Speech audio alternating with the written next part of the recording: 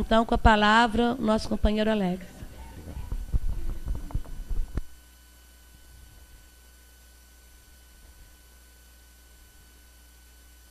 Jesus nos abençoe. Boa noite a todos. Muita paz. Que nós possamos estudar hoje à noite e refletir sobre o nosso Evangelho, Evangelho segundo o Espiritismo. Hoje nós temos um tema, está no capítulo 16 do Evangelho, que é: não se pode servir a Deus e a Mamon. Então, que Jesus nos abençoe, que nós possamos estar sob o amparo, estamos certamente, de Eurípides Barçanufo, né? Patrono da nossa casa, de Deus, nosso Pai, né? Da espiritualidade superior, a gente sabe aqui presente. E a gente encontra várias passagens da vida de Jesus, né? A gente fala de doutrina espírita e fala do aspecto religioso da doutrina espírita. A gente tem a base desse aspecto na vida de Jesus, né? A gente vê várias passagens de Jesus onde ele aborda essa questão da riqueza, né? Não se pode servir a Deus e a Mamon, né? A palavra Mamon é uma palavra do hebraico que quer dizer riqueza, né? Então não se pode servir a Deus e a riqueza. E nós encontramos então várias situações da vida de Jesus em que ele aborda a respeito disso, né? Desde um momento bastante emblemático, né, da sua vida vinda aqui na Terra, né? Lá na manjedoura, no estábulo com os animais, né, sem recurso, a sua vida inteira, e em determinado momento dizendo que o Filho do Homem não tem nem aonde repousar a cabeça, né, nem uma pedra para colocar, para repousar a cabeça. Então, abordando bastante essa questão relacionada aos bens materiais, né, e uma situação também bastante interessante, em que Jesus é colocado à frente de Pilatos e ele questiona Jesus se Jesus era o rei dos judeus, né? E a resposta de Jesus é que o reino dele não é deste mundo, né? Se o meu reino fosse deste mundo, meu povo não deixaria que eu caísse nas mãos dos judeus. E aí Pilatos pergunta: então tu és rei? E ele diz: tu dizes, sou o rei, né? Não vim a este mundo senão para dar testemunho da verdade. Todo aquele que segue a verdade escuta a minha voz, né? É a palavra de Jesus a respeito dessa passagem. Então, Jesus falando que é rei, né? E o que se esperava muito, né, até pelas Escrituras, pelo Velho Testamento, é que viesse justamente um rei triunfante, né? Um rei com posses materiais, com poderes, que pudesse subjugar o mal aqui na terra e trazer a justiça e a equidade à base da força até, né? E Jesus, ele mostra que a realeza dele, né, e que a riqueza dele é uma riqueza diferente, né? É uma riqueza de outros valores que não os valores materiais. A gente encontra isso em Jesus, a gente encontra em vários pontos, né, onde ele trata nesse capítulo, né, ninguém pode servir a Deus e a Mamon, porque ou seguirá a um e desprezará o outro, né, ou acabará seguindo, odiará um e amará o outro, né? Jesus dizendo isso: não pode seguir as duas coisas, ou você consegue amar um e desprezar o outro, e assim por diante. Então, Jesus parece questionar de uma forma bastante clara a questão da riqueza. Tem uma outra passagem muito interessante, quando ele fala lá do camelo, né? É mais fácil um camelo passar pelo buraco de uma agulha, né, do que um rico entrar no reino dos céus, né? E a gente fica pensando, a agulha, né, o pequenininho, como é o camelo, então é impossível, né? Se Jesus disse isso, a gente interpreta literalmente, a gente vai pensar, é impossível uma pessoa rica entrar no reino dos céus. Kardec até interpreta esse texto e fala que isso de maneira nenhuma pode ser encarado da forma literal, porque isso aí seria condenar já a priori aquele que é rico, né? já que ele não pode entrar no reino dos céus. E muitas vezes a pessoa nasce, né, nessa situação, e aí já estaria perdida, completamente perdida. Isso aí aconteceu numa passagem que um jovem apareceu para Jesus e disse para ele: o que eu posso fazer para encontrar a vida eterna?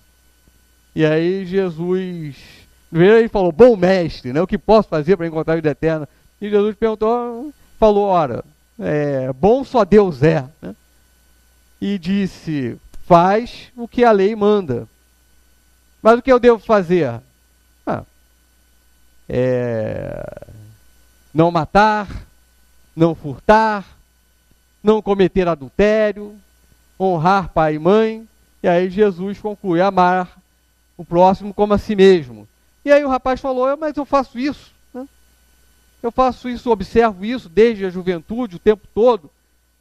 Eu observo isso. E Jesus então falou: olha, se queres ser perfeito, vende tudo que tens, dá aos pobres e me segue. E aí ele foi embora triste porque ele tinha muitos bens, né? E depois os discípulos foram questionar Jesus, e Jesus disse que em verdade vos digo que é mais fácil um camelo passar pelo buraco de uma agulha do que um rico entrar no reino dos céus. Em primeiro lugar, camelo passar por buraco de agulha, Jesus não ia dizer isso, né? Aí depois houve o esclarecimento que é uma mesma palavra, que tem significados diferentes. Não era camelo, era um cabo. Mas mesmo assim, um cabo passar por um buraco de uma agulha também não dá, né? Então, se a gente interpretar literalmente, a gente vai pensar: ora, a riqueza é algo ruim. E quem é rico vai fatalmente ser conduzido à perdição, ao sofrimento eterno, né? E a gente fica pensando em Deus tão bom, né? Deus tão justo, tão misericordioso, como é que é fazer uma coisa dessas? E Kardec então começa a trabalhar essa questão. A gente começa a perceber o seguinte: que não é riqueza que é ruim, né? A riqueza é um recurso, é uma possibilidade, é um instrumento que, diz Kardec, inclusive, nas mãos certas, pode fazer muita coisa para o bem. E aquele que tem esse recurso pode, com certeza, dar muitos passos pelo seu processo evolutivo, se bem utilizar a riqueza. O que há de errado é a avareza, a ganância, é pensar e voltar a sua vida exclusivamente para esse aspecto e não perceber a importância do aspecto de ordem moral, né?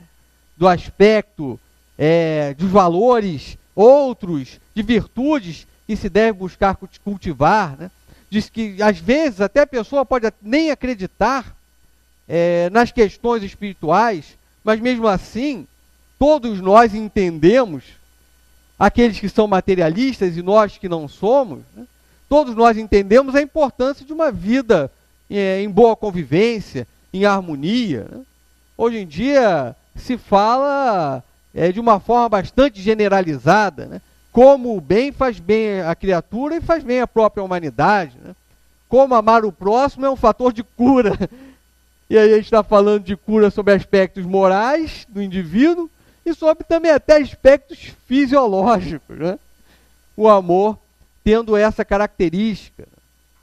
Então, quando ele está falando a respeito da riqueza, não está condenando a riqueza e dizendo que ter recurso é motivo de perdição, mas está dizendo que não se deve buscar, obtendo esse recurso, não distribuí-lo de alguma forma, ou exclusivamente pensar de uma maneira gananciosa, com o objetivo de amealhar mais e mais ainda, em detrimento do próximo. E mais do que isso, Kardec, ainda interpretando essa lição, fala a respeito de uma série de dificuldades que surgem para aquele que detém a riqueza. E aí a gente para e pensa, né? Essa prova da riqueza, isso, de um modo geral, é programado antes da gente reencarnar, né? A gente sabe, né? Antes de todos nós reencarnarmos, há a escolha das provas. Nós vamos escolher como será, em traços gerais, a nossa vida, não em detalhes, mas em traços gerais. Então a prova da riqueza está mais ou menos ali delineada, né? Em algumas situações ela está delineada de uma forma clara, em outras situações ainda há uma certa liberdade, há a concessão, né, da pessoa conquistá-lo ou não em função do livre-arbítrio, né? Porque a gente sabe que toda programação não é uma programação detalhada, passo a passo, dia a dia, item a item, momento a momento, questão por questão, né? Há certa liberdade, né, em função do uso do livre-arbítrio, desde que atendida a lei de Deus, né? Então, a questão da riqueza, ela, de alguma maneira, está lá. Ela é escolhida de acordo com as necessidades do espírito, né? E a vinda com essa possibilidade, ela acaba criando uma situação que leva o espírito a certos enfrentamentos, né? Aí pergunta-se, né, será que a prova da riqueza é uma prova tão difícil assim? Ela é mais difícil do que a prova da pobreza, né? Tem questão do Livro dos Espíritos perguntando isso. Kardec pergunta diretamente, né? A pergunta dele é se a prova da riqueza é mais terrível. A palavra é terrível que ele usa na tradução, pelo menos, que eu peguei. É mais terrível do que a da pobreza. E aí os espíritos respondem, as duas são muito difíceis. Porque a da pobreza pode levar à rebeldia, pode levar à revolta perante a providência divina. E a da riqueza pode cultivar certas características e certos comportamentos negativos, que estimula a prática desses comportamentos. Aqui no Evangelho segundo o Espiritismo, Kardec, aí já é Kardec mesmo escrevendo, não é Resposta dos Espíritos Superiores, ele fala que a da riqueza é mais perigosa, né? Lá está falando de terrível, aqui está falando de perigosa. São palavras diferentes. Mas que a da riqueza é mais perigosa. Justamente por causa disso. Porque mexe com o egoísmo, né? Mexe com o orgulho. Mexe com outros valores da vida material, né? E que pode fazer com que a pessoa o espírito acabe se desviando.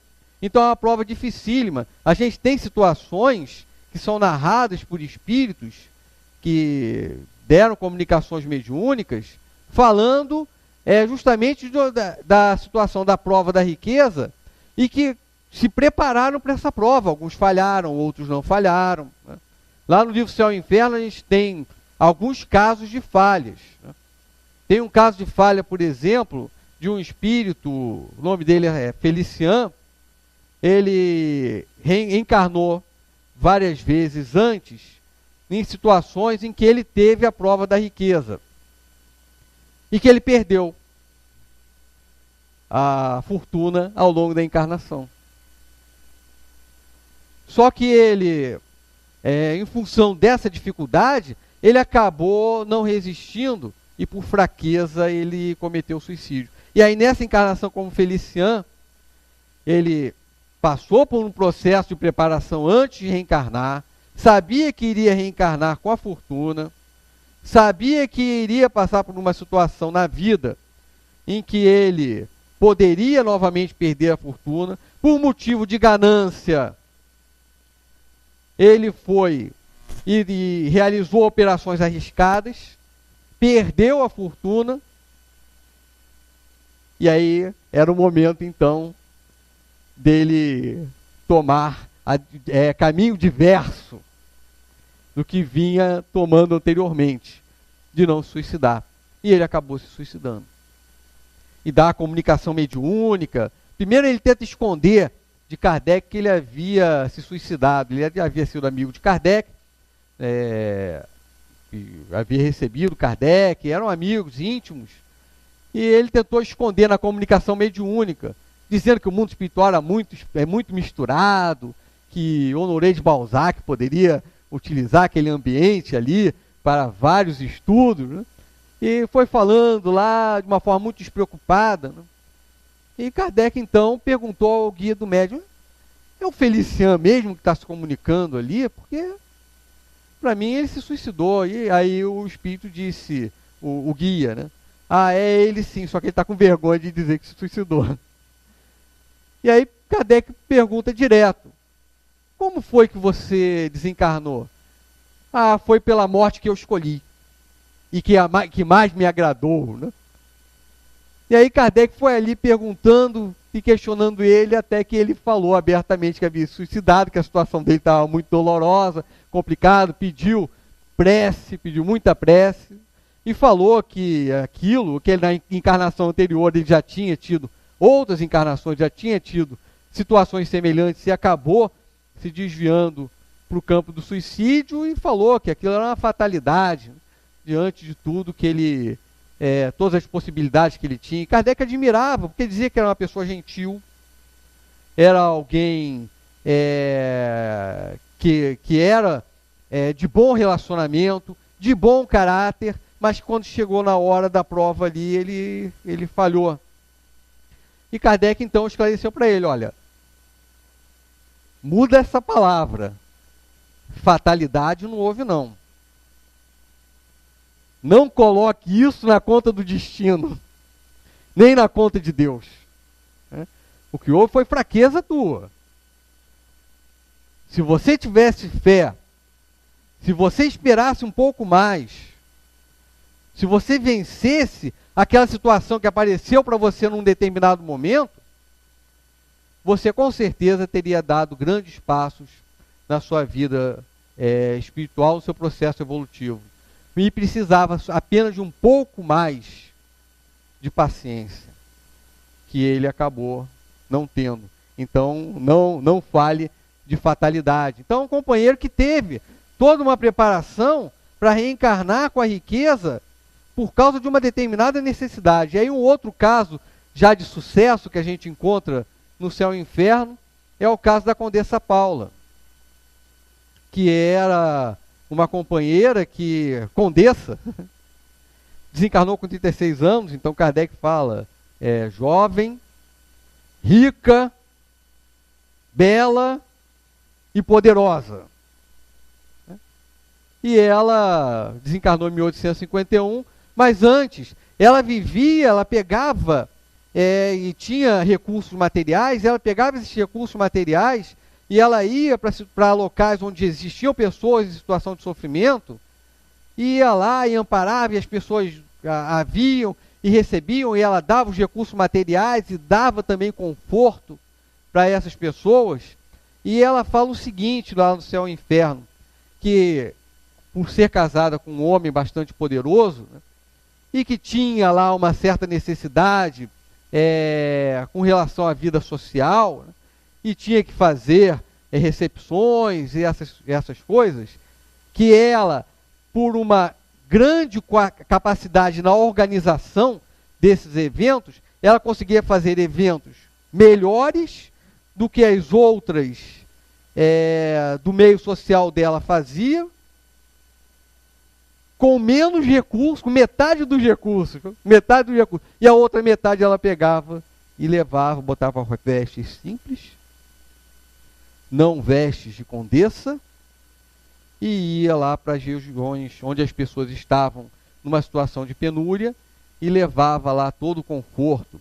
Kardec fala lá no Céu e Inferno que aquela mensagem daqui do Evangelho, está no capítulo 13, que tem o título Infortúnios Ocultos, foi uma mensagem inspirada na vida da Condessa Paula. Foi aquela situação: quem é essa jovem que sai e vai para uma região mais distante na periferia, com vestes simples, e leva o conforto, e quando ela chega, as pessoas a recebem com alegria, porque sabem que os filhos vão ter com que se alimentar, vão ter condições de ir à escola, de estudar, né? E depois que ela sai em uma das famílias, né? Está lá na mensagem também, Infortúnios Ocultos, quando ela sai lá do atendimento a uma das famílias, que ela sabia que essa família estava assim, porque o pai, que era o provedor, né? Estava adoentado, estava no hospital, ela sai e vai para o hospital, né? Certa vez eu estava fazendo uma palestra num centro espírita, menor do que esse aqui, e então tinha interação, né? A gente trocava mais, em palestra mesmo, não era nem estudo, em grupo, e eu perguntei, o que vocês acham que ela foi fazer, né, quando ela saiu lá da casa dessa família e foi para o hospital, né? Aí disseram, foi lá cobrar dele o valor que ela gastou. Aí eu falei, não, ela foi consolar o marido, dizendo que estava tudo bem com a família, que a família estava atendida, e que os filhos e esposa estavam em boas condições. Então, uma demonstração que não era só dar recurso material, né? Era mais do que isso, né? Era doar também, e principalmente o sentimento, né? Quando a gente fala a respeito disso, a gente lembra, lógico que lembra de Eurípides, mas a gente lembra também de Bezerra de Menezes, né? Como alguém que tirava o que não tinha, né? Quando não tinha nada, ele pegou do anel de médico dele e doou, né? E às vezes ia para casa sem ter o que levar para casa, para a família, porque família grande, né? Família de Bezerra de Menezes é uma família grande, muitos filhos, 8 filhos, né? 8 filhos. Eu sei que foram 2 da primeira esposa, os outros 6 então foi da segunda, né? Que era irmã da primeira, né? A primeira desencarnou, aí ele casou com a irmã. Então 8 filhos, né? E aí ia para casa sem ter. E Ramiro Gama conta, ali nos casos de Bezerra de Menezes, que teve uma situação em que ele foi para casa sem ter, quando chegou em casa, um doador anônimo deu uma quantidade enorme lá de alimentos, e quando chegou estava com a mesa farta em casa, porque ele tinha acabado de doar tudo que ele possuía, né, para alguém que havia pedido.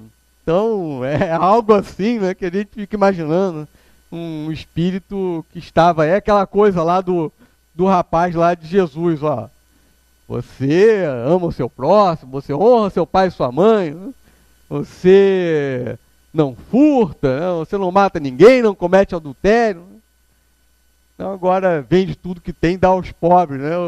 O Bezerra de Menezes chegou a esse ponto. Kardec fala, ó, se a gente for interpretar literalmente, a gente vai imaginar que alguém só vai conseguir chegar no reino do céu se fizer isso, né? Enquanto na verdade a gente não pode interpretar literalmente esse ensinamento, né? Não quer dizer que a gente deve pegar tudo que tem e doar, mas a gente deve aprender a distribuir. André Luiz, uma mensagem belíssima, ele fala, né, que a felicidade não nasce dos bens que você acumule, ela nasce dos bens que você espalhe, né, dos bens que você doe, né.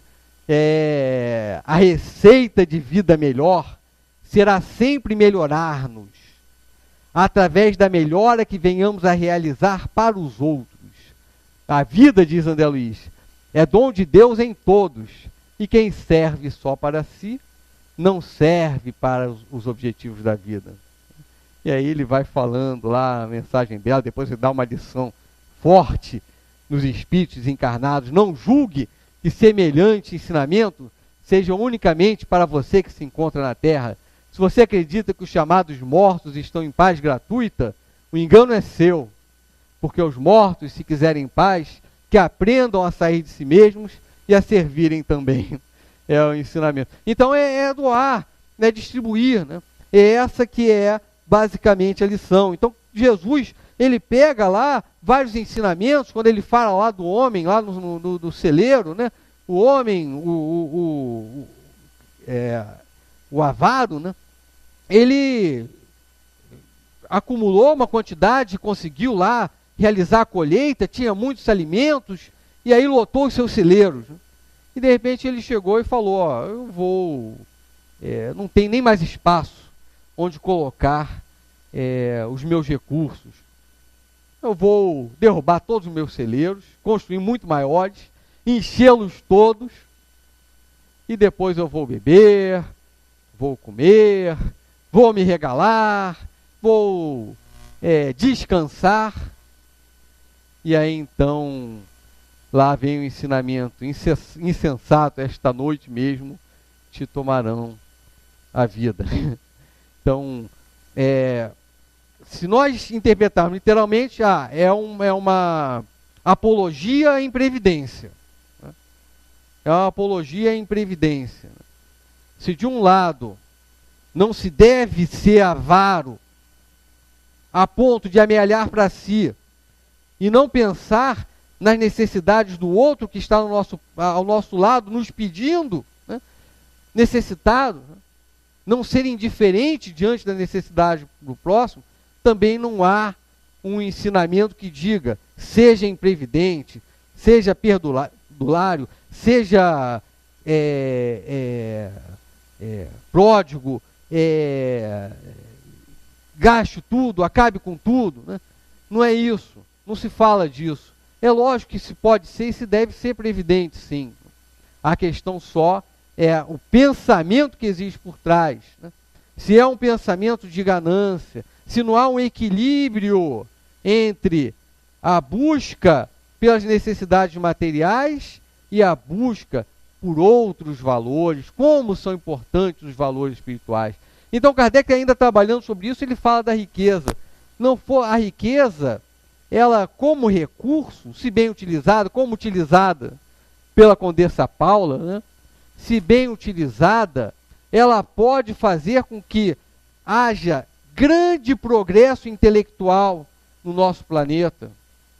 Ela pode fazer com que os recursos, que às vezes podem ser pequenos, se tornem grandes. É muito interessante para a gente pensar, existia um pensador no século XIX, muito famoso, o nome dele Thomas Malthus. Ele dizia o seguinte, que os alimentos, eles crescem e aumentam na sociedade em progressão aritmética, em PA, né? Enquanto as necessidades e as populações crescem em progressão geométrica, PG, né? PG a gente sabe, né? PA vai somando, né? PG é multiplicação, né? Então, cresce muito mais, né? As necessidades e as populações, né? O número de pessoas, do que os recursos materiais. E aí dizia ele o seguinte, vai chegar um momento em que não vai ter mais alimento para ninguém. Era o que Thomas Malthus falava. E o que aconteceu? É bem verdade que existe muita pobreza hoje em dia, mas por má distribuição. Thomas Malthus não percebeu uma questão que era muito interessante. Com a Revolução Industrial, com o emprego da riqueza é lógico que muitas vezes esse emprego da riqueza estava ali por trás uma ganância, uma ambição. Mas com o emprego da riqueza no campo da produção, os alimentos começaram a ser produzidos em maior quantidade. E aquela situação toda de alarme que existia no passado, que Thomas Malthus trazia, essa situação de alarme começou a perceber que não era bem assim. Se hoje em dia não existem recursos para todos, é porque nós ainda não sabemos, por egoísmo, distribuir para o nosso próximo. Porque se nós soubéssemos distribuir, a terra forneceria todos os recursos que as pessoas necessitam. Então, era esse o pensamento dele, né? E então o recurso intelectual, a possibilidade de utilização da riqueza para o bem, né, é com certeza algo que pode fazer com que a nossa sociedade se melhore, com que pesquisas científicas surjam, com que pessoas consigam, cientistas façam descobertas. Outro dia eu estava lendo, não sei o grau de veracidade nisso, porque é a notícia que acaba correndo nos meios sociais, estava lendo que um determinado cientista está criando uma lente biônica. Chegou a ouvir falar da lente biônica? Não sei se alguém aqui ouviu falar na lente biônica.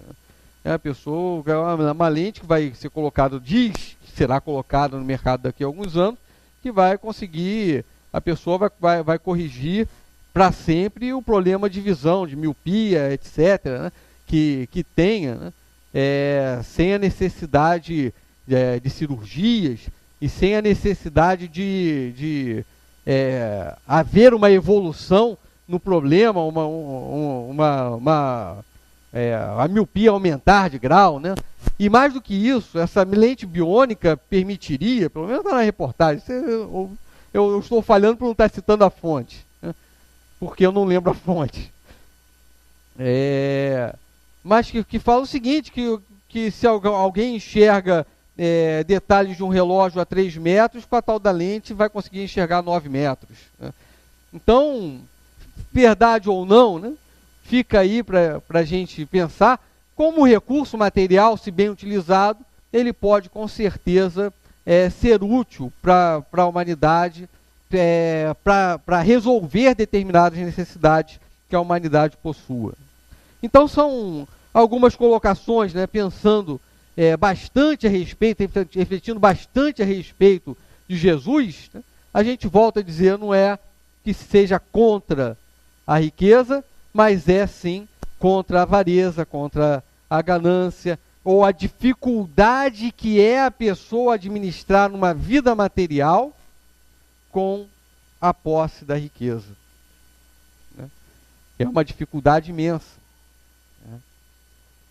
Porque a pessoa que tem o recurso, que detém esse recurso, ela vai se achar superior a quem não tem. Um caso também lá do livro O Céu e o Inferno é o da rainha de Ud, né? Uma rainha da Índia. E ela não tinha só a riqueza, mas ela tinha esse título de rainha e acabava tendo poder também em função disso. E ela está entre os espíritos endurecidos lá no livro O Céu e o Inferno. Ela desencarnou e continuava se achando rainha. E estava numa situação de dor, de sofrimento, e Kardec fazendo perguntas para ela, e ela dizia assim, olha, não é assim que se fala com rainhas. Porque ele queria que ela fosse tratada, Vossa Alteza, e ele tratando com respeito, né? Apenas com respeito, se comunicando com o espírito desencarnado. E ela disse, eu continuo sendo rainha, mas me tratam com tanto desprezo aqui, que tragam escravos para me servir, disse ela. Desencarnada. E aí o Espírito São Luís falou, deixa a pobre desafortunada, porque o orgulho dela ainda não consegue aceitar essa situação na qual ela está vivendo. Toda essa dor em função dela ter tido a riqueza material aqui na Terra, e agora então desencarnada, ela desprovida de tudo isso, porque quando a gente desencarna a gente não leva, não é? A gente não leva. Desprovida agora de tudo isso, ela então não conseguiu ainda aceitar, e o orgulho dela está a atacando muito profundamente. Então, orgulho, mexe com egoísmo. Eu, falando essa coisa de levar, eu lembro de uma situação que o Divaldo Franco contou uma vez, numa palestra dele, que ele estava lendo uma reportagem, os companheiros já devem conhecer, com certeza. Estava lendo lá uma reportagem, viu a história de um milionário americano que que deixou no testamento dele que queria ser enterrado junto com o seu Rolls Royce dourado. E aí morreu e teve que se fazer as vontades, né? E gastou uma fortuna imensa para criar um mausoléu, né, que pudesse comportar aquele carro caríssimo, né, e enorme. E feito isso, Divaldo Franco ficou pensando, ela desencarnou e foi enterrada junto com o carro caríssimo dela. E Joana de Anjos apareceu e disse, mas aqui no plano espiritual ela vai ter que andar a pé mesmo. O Rolls Royce ficou na terra, aqui ela vai ter que andar a pé. Então, o que a gente leva? A gente leva nada do que é do corpo, nada do que é material, né?